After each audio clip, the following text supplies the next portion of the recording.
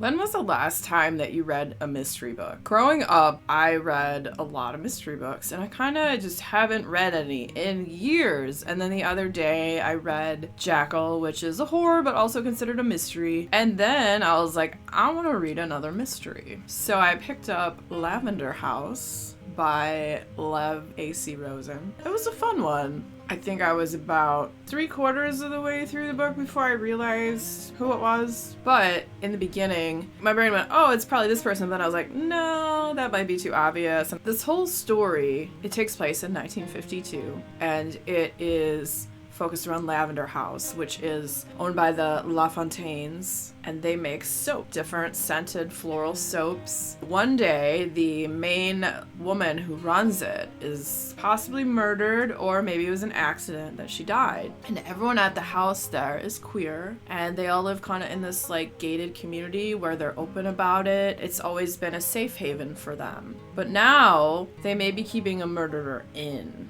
And that is somewhat scary. So Pearl, who is the wife of the lady who had passed, she goes and she finds this ex-police officer who got fired because they found out that he was gay. And she hires him to come and find out if this was a murder or if it was just an accident. And the story ensues. Also, the name is La Montagne, not La Fontaine. That is a car dealership.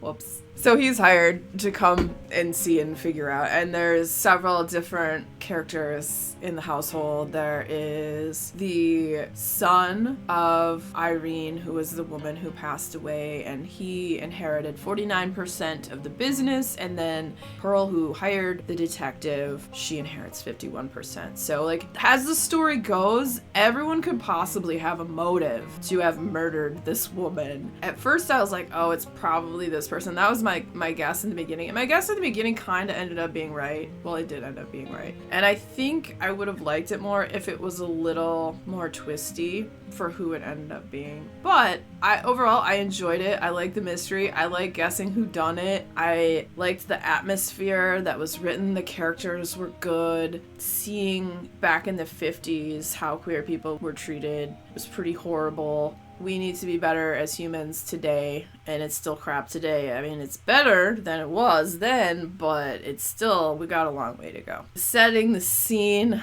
was enjoyable, the way it was written. I read it really quickly. Like I said, it was a good mystery, and then I didn't know who it was till about 3/4 of the way through the book. I think the only reason maybe I wanted it to be like more of a twist. I will blame Catriona Ward for this because like, I need more twists in my mystery. I don't know. I can't blame her for that. You bounce between whodunit. So the son too, he has his secretary who is his significant other, and then he's married to a woman who she is with another woman. This all for appearances for the company and whatnot.